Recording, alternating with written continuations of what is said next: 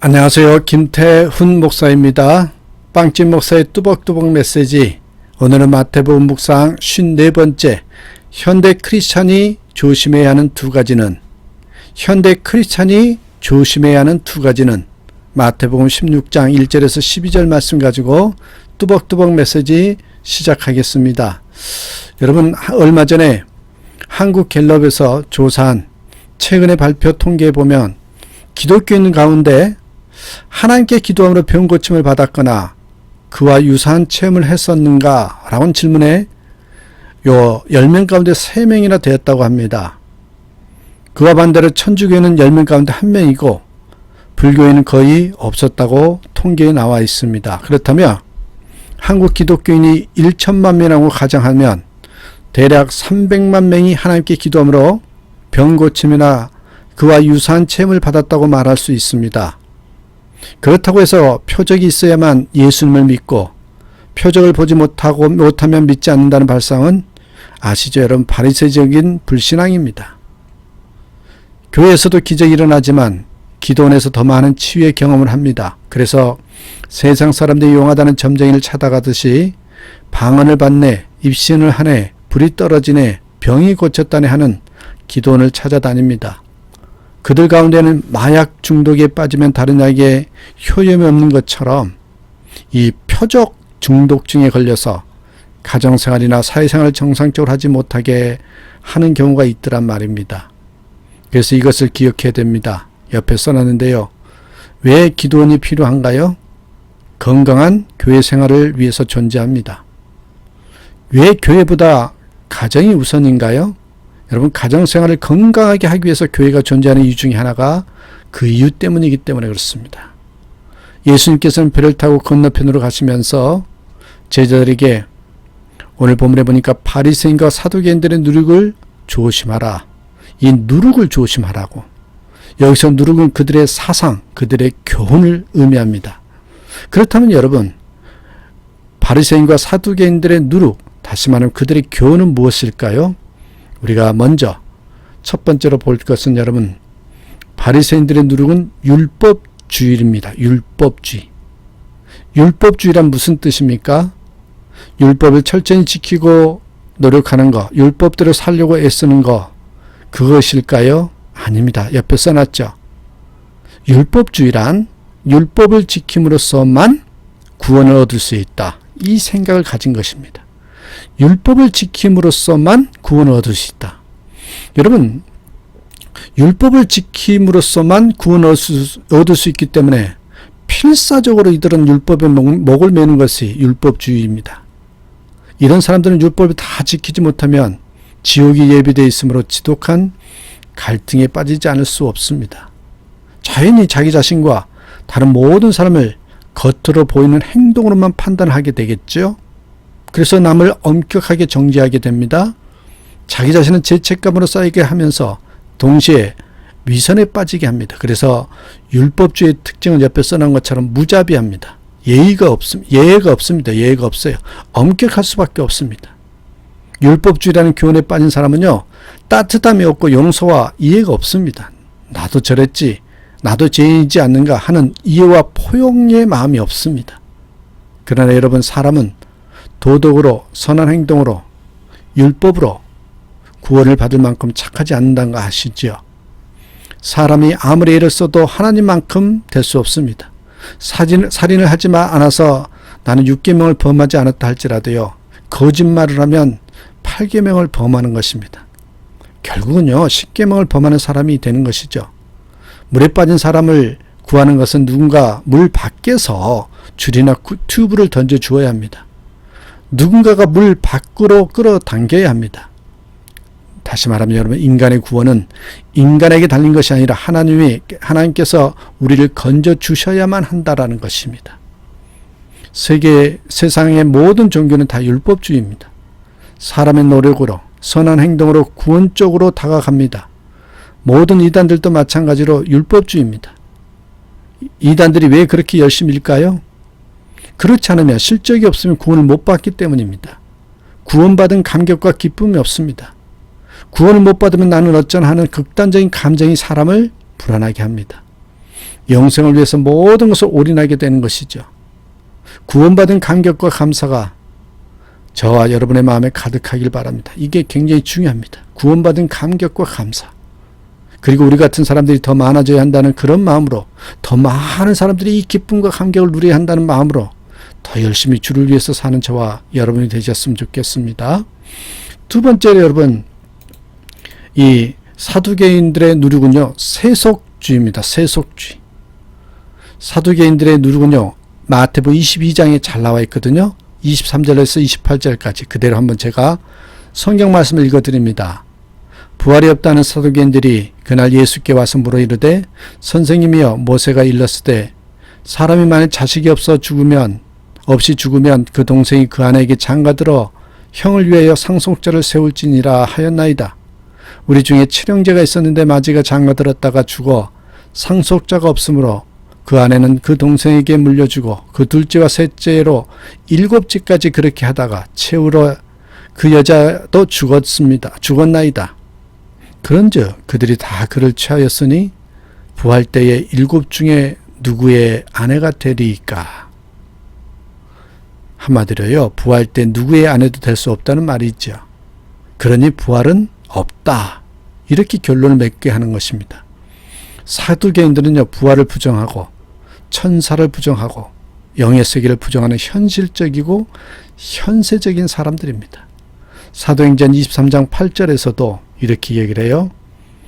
이는 사두개는 부활도 없고 천사도 없고 영도 없다 하고 바리새인은 다 있다 합니다. 사두개인들의 누룩은 현실주의입니다. 그래서 그들은 현실의 돈을 매우 중요한 것으로 여깁니다. 부자가 되고 부자로 사는 것을 가장 중요한 것으로, 하나님의 축복의 증거로 여깁니다. 여러분, 미국은 부자 나라죠. 미국은 하나님의 특별한 복을 받은 나라입니다. 그러므로 미국이 하는 일은 옳습니다. 북한은 가난한 나라죠. 가난하니까 하나님의 저주를 받은 나라입니다. 북한은 악의 축입니다. 여러분, 과연 이 말이 옳습니까? 많이 가진 사람은 많은 책임을 받은 것이지 많이 가진 사람이 옳다는 것은 아닙니다, 여러분. 부자나 권력자는 분명히 그렇지 않는 사람보다 하나님에게 더 많은 받은 것은 맞습니다. 그러므로 여러분, 더 많은 책임을 진 거예요. 책임. 성경을 보십시오. 선지자들 중에 몇 명이나 부자였습니까? 이사야가, 예레미야가 부자였습니까? 예수님께서 그러셨어요? 우리는요, 물질이나 권력이나 자식들을 많이 가진 사람들을 보면서 그들이 바르게 사는지 믿음으로 사는지 물어봐야 됩니다. 먼저 그게 중요한 거예요. 많이 가짐으로 더 많은 죄를 범하지는 않는지 두려운 마음으로 지켜보아야 합니다. 또 우리는 그들에게 천국에 갈 수 있는지도 물어봐야 합니다. 신방을 하다 보면 나이 드신 분들, 너무 많이 아프신 분들이 계십니다. 정말 이 땅에서는 더 이상 소망이 없는 분들이 계십니다. 그런데 그분들에게 천국을 말하기가 참 어렵습니다. 천국을 말씀드리면 빨리 죽으라고 그렇게 말하고 그렇게 말하는로 생각할까봐 참 그 말하기 어려워요.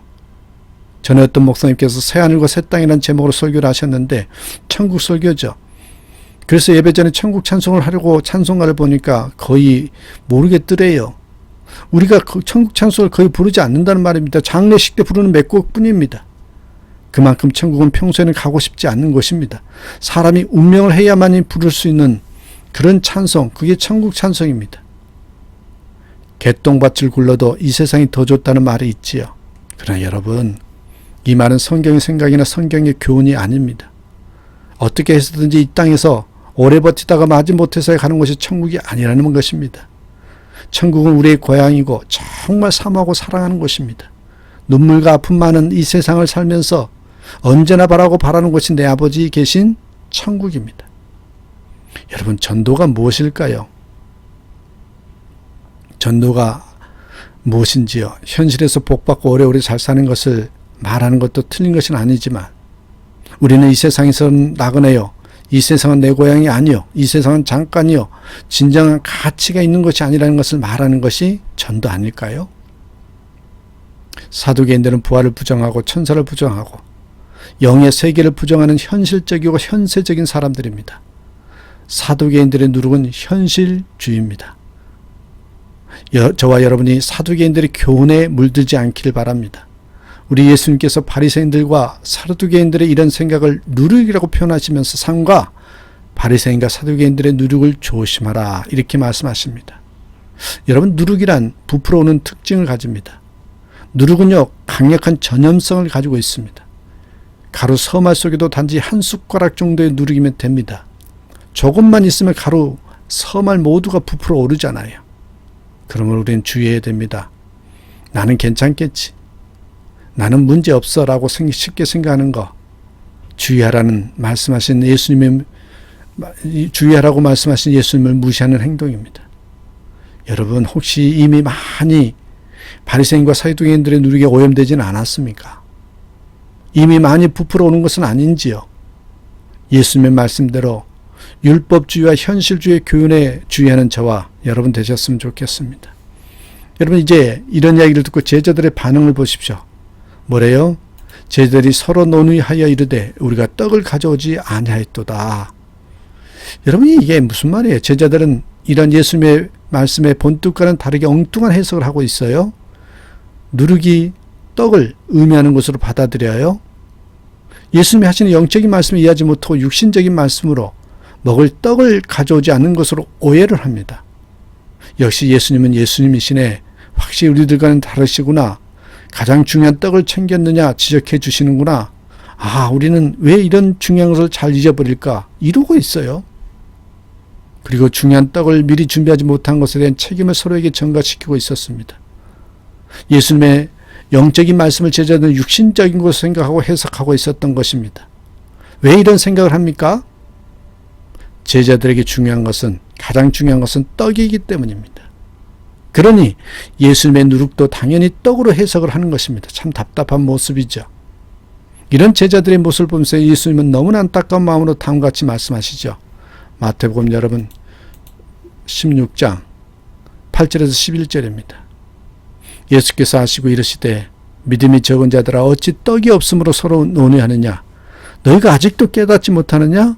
떡 5개로 5,000명을 먹이고 죽은 것이 몇 바구니며 떡 7개로 4,000명을 먹이고 죽은 것이 몇 광줄이었는지를 기억하지 못하느냐. 어찌 내 말한 것이 떡에 관함이 아닌 줄을 깨닫지 못하느냐. 오직 바리새인과 사두개인들의 누룩을 주의하라 하시니. 얼마나 더 말해야 영적인 것을 깨달을 수 있겠느냐 질책입니다.